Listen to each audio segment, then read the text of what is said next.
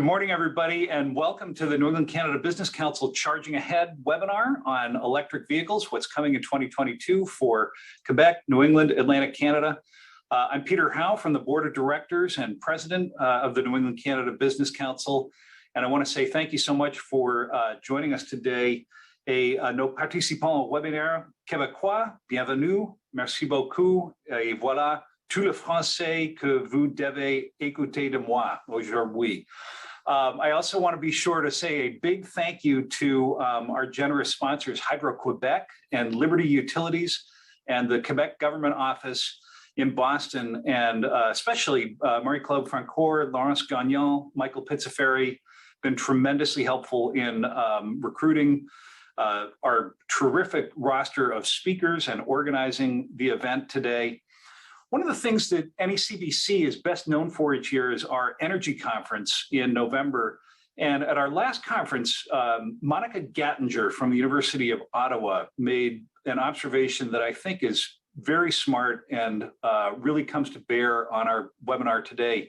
She noted that when we're talking about the clean energy transition, there is no shortage of the what of ambition, but there is not enough conversation about the how of implementation. And so what we are really hoping today will be about is the how of implementation when it comes to accelerating the deployment of electric vehicles, electric vehicle charging technology, the public-private partnerships, and the workforce development that support EV technology. We have many great lessons to learn from Quebec, which many of you may know, some of you may not know, #2 jurisdiction in North America for electric vehicle rollout after the state of California, with more than 120,000, I think it may be more than 125,000 EVs on the road. So many great lessons that we can learn from our friends and neighbors in Quebec. Wearing my broad-based business association hat, I think we can observe that when we talk about the clean energy transition, there will always be a good, healthy debate about how much priority, how much funding should be applied specifically to electric vehicles within the overall transition to clean energy. That said, it's very clear that many of our provinces, most of our New England states, have made very aggressive commitments to rolling out EV technology by 2025, by 2030. So we think it's a terrific conversation to have about how do we actually meet these promises and these goals that we have set for ourselves. In addition to implementation, interaction is a big theme today. We want to make sure that we have plenty of time for interaction among panelists and for your questions and answers in each panel as they come along. So we're looking forward to short, concise, very interesting initial presentations from our panelists, and then a lot of give and take, a lot of conversation, a lot of questions and answers from you. Let me now move to introducing our keynote speaker, Madame Marie-Claude Francoeur, who is the Quebec delegate to New England. She's been serving in that role since May of 2014, officially in her second term as Quebec's delegate. And a leading voice sharing Quebec's vision around climate change, energy, transportation technology, labor, francophonie, and somebody we have been delighted to have as a neighbor, associate, and friend for coming up on 8 years. So with that, Madame Francoeur, let me turn the microphone over to you. Bonjour à tous, et merci, Peter, for your leadership at the helm of the NECBC and for your enthusiasm to host and organize this event. It's greatly appreciated. Before I start with my remarks, though, I would like to just let all of you know that yesterday Forbes came out with the 100 best employers in Canada, and Hydro-Québec scored #1. So not only is it a great company, but it's also a great employer. So I just wanted to share this with you because I think it's such a great news. So congratulations, and I'm looking forward to hearing from France a little later on. So before I start, I find it helpful to begin with some data points on Quebec, just to put it in the regional context. Quebec has a population of 8.5 million. It's a little over 50% of that of New England's. However, this population is spread over a very large territory, which is 9 times the size of New England. It is the largest province in Canada and holds 3% of our planet's freshwater reserves. Quebec shares a border with 4 American states, New York, Vermont, New Hampshire, and Maine. So when we think about climate change and reducing GHG emissions, we consider a regional approach. Not only do we share a border, we share the same water and the same air. We might not always consider the same tools to achieve our objectives, but we have built an understanding and developed strong partnerships driven by common goals and values, and we have come together as a region. Quebec started its journey towards decarbonization in the late 1990s, following the Saguenay flood of '96 and the spectacular ice storm of '97. The impacts of climate change hit us very hard and very early on, and we collectively decided to tackle the issue. In 2006, the Quebec government put in place a series of climate action mechanisms, including the Electrification and Climate Change Fund, that have generated important economic benefits and that have given us the means to walk the walk on climate action. So from 1990 to 2017, those are the latest numbers I've got, Quebec's emissions went down by 8.7%.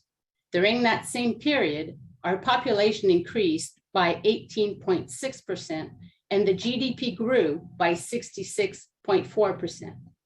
Since then, almost $3 billion Canadians have been invested in initiatives to mitigate and adapt to the impacts of climate change.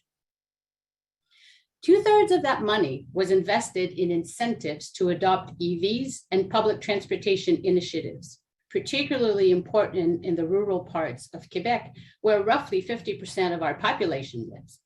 In fact, one of the largest EV dealerships in Canada is located in a small town about an hour north of Montreal. The clean tech industry has seen the creation of 45,000 jobs, and that contributed to $5.7 billion to our economy.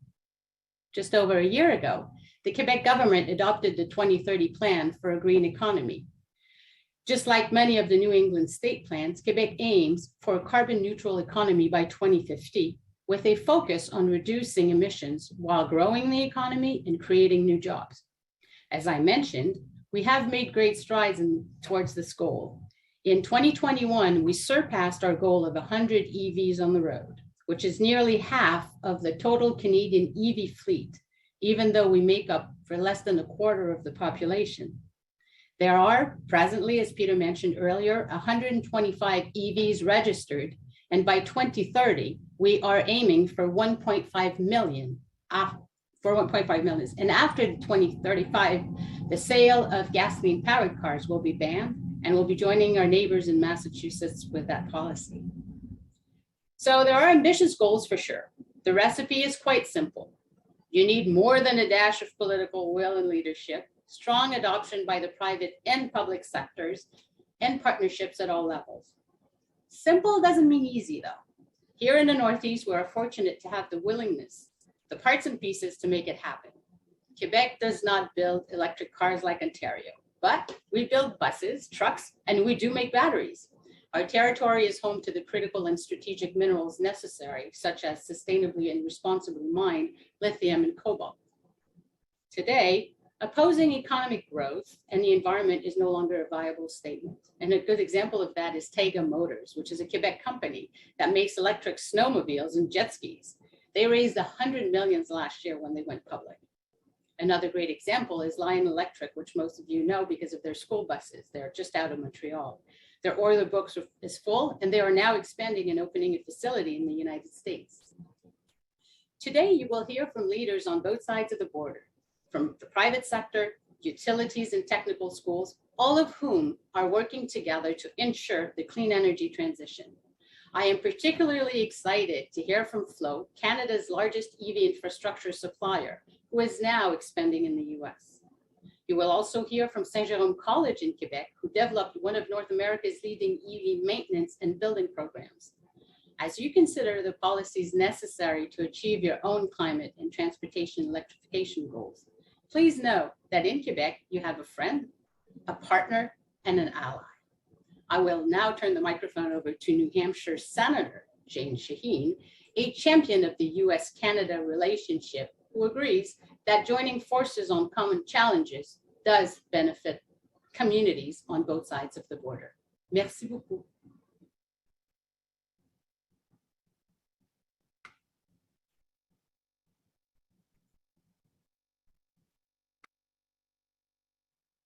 Hello, and welcome everyone to this cross-border conference to discuss our shared infrastructure goals. Special thanks to the New England Canada Business Council, the Quebec government, Clean Energy New Hampshire, and others for coming together to organize this event. This is an important time for innovation in our energy and transportation sectors. Climate change threatens the environment, health, and livelihoods of those in New Hampshire and around the globe. That's why I was proud to work with a bipartisan group of senators and President Biden to pass the Infrastructure Investment and Jobs Act, legislation that will make a historic $550 billion investment in our nation's infrastructure. Now, I could spend all day talking about the many aspects of this legislation, but I'd like to highlight just a few key areas of the bill today. The bipartisan infrastructure law includes several provisions to address the threat of climate change. It includes $5.25 billion for zero and low emission buses, another $5 billion to electrify school bus fleets, and $7.5 billion to build the United States' first ever national network of electric vehicle charging stations. In addition, the law provides $27.5 billion to improve the resilience of our power grid and support an economy-wide transition to clean energy. The law also allocates $351 billion for repairs to our roads and bridges and provides significant funding for passenger rail and public transit. For water infrastructure, the law provides $55 billion to bring safe drinking water to homes and protect water sources from harmful pollution. And as we've all learned over the course of this pandemic, high-speed internet access is vital to our communities in today's economy. I'm proud to have served as a co-lead negotiator with Senator Susan Collins of Maine on the broadband provisions in the bill, which will provide $65 billion to bridge the digital divide, hopefully even in our most rural communities. And that's just a drop in the bucket. There is much more offered by this law to restore and rebuild infrastructure across the country. These investments will create opportunities across the border with Canada and will strengthen our countries in the global fight against climate change. Thank you again, and all the best for a very successful conference. Well, thank you very much, Senator Shaheen, for those wonderful remarks. I really appreciate the way that the Senator puts the electric vehicle movement in this broader context around climate and environment and electrification of transportation. And Marie-Claude, would love to hear any reactions or thoughts you have based on the Senator's remarks, in particular opportunities to collaborate across the border. You know, the Senator talked about the new funding for a national US network of EV charging stations. Obviously, we'd love to have those sync up as best they can with the charging station network in Quebec and all our neighboring provinces. Well, I'd be happy to. That's great from Senator Shaheen, and thank you so much for allowing her to be part of this great conversation we're having today. Quebec is very fortunate to border states such as New Hampshire that do believe in the complementarity of the Canadian and American economies. That's key. And as a region, we believe that in these uncertain times, North America's economic recovery will depend on trade policies that do support innovation and promote our common prosperity, as well as the well-being of the workers and their families. So as we look to the future, and the demand for electric vehicles is going to be skyrocketing, and we're already sensing that trend, please remember that in Quebec, you have a partner that offers tools and resources to confront the climate crisis with the urgency it demands. We're in this together, and trust me, please, when I say we've got you covered, rain, shine, or blizzard. So definitely agree with that. And I just wanted to perhaps add also that Quebec does have quite a few companies that are working, and would be more than happy to partner up with some American companies.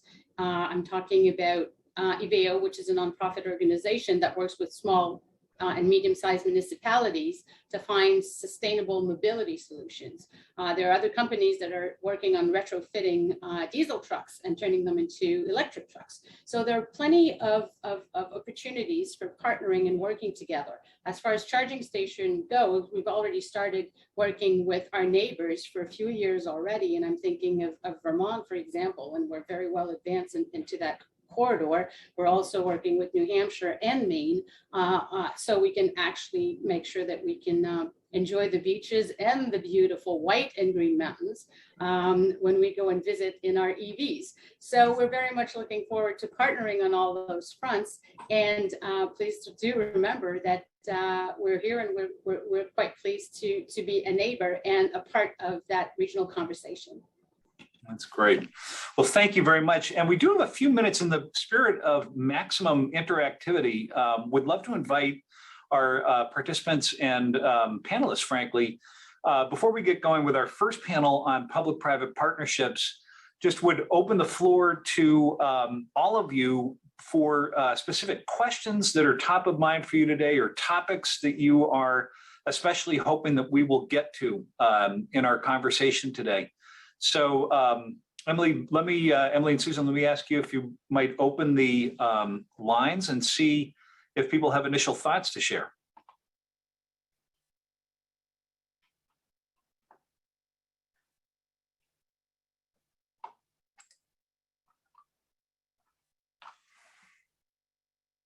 All right, well, we will certainly, go ahead. I'm not seeing anything come through yet, Peter. Okay.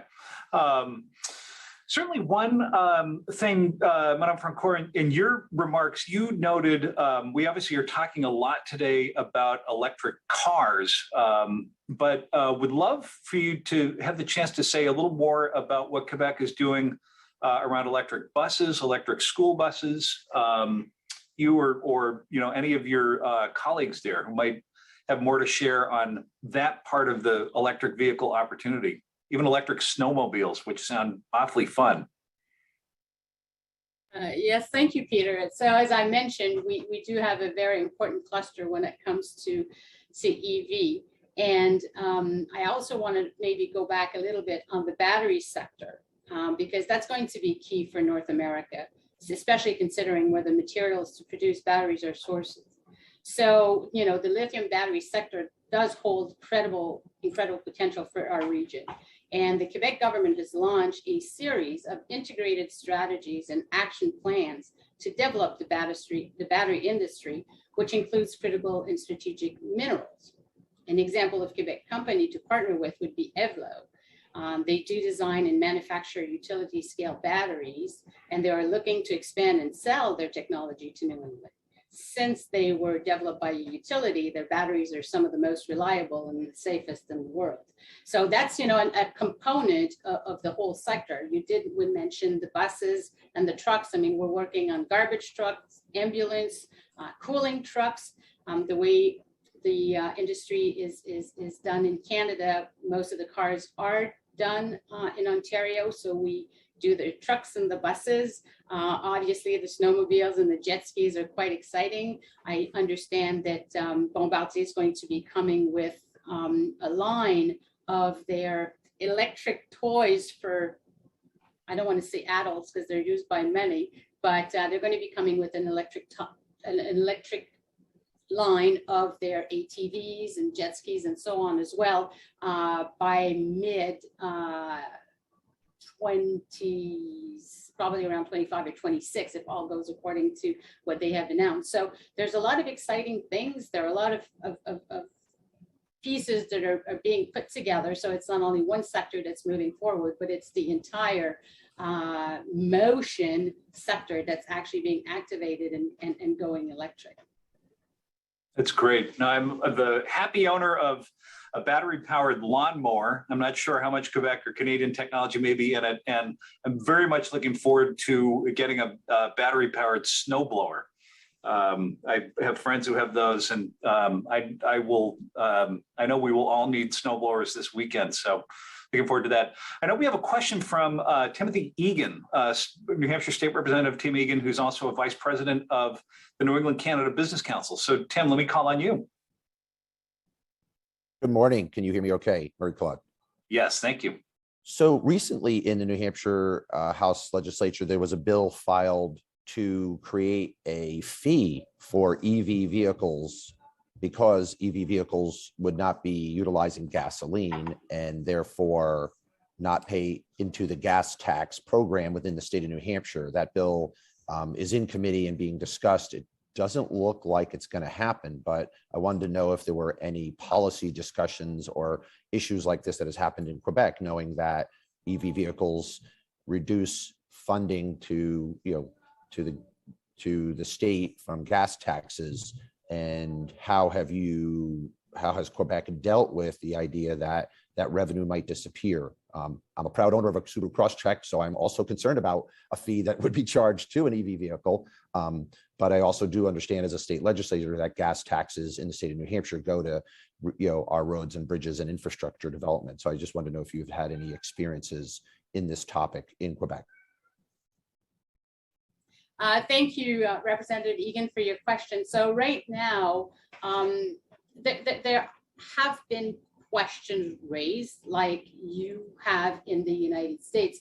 On the other hand, what is happening right now is pretty much the rollout of EV policies in order for people to adopt that. And most people consider that whatever will be saved by going with EVs will probably be reinvested in a different manner on the roads. So that's the gamble that's being made right now. And, as I said, the primary focus is to get people into EVs, since we're going to be doing better with air pollution and so on, and costs will probably be decreased and lowered in other sectors where the government is spending money right now that would probably will be reinvested onto the roads. That's what my take is at this time on this. And as you know, we do not, in Quebec, for example, we only have a couple of toll bridges. So most of the roads that belong to the province are financed out of a fund that comes out of the transportation department. So we'll see how they adjust to that. But right now, the priority is to get everyone into an EV. Thank you very much. I look forward to following up with you as we know what this legislation does, because it will impact visitors that come to the United States from Canada. So I do appreciate your comments. Thank you, Peter, for taking my question.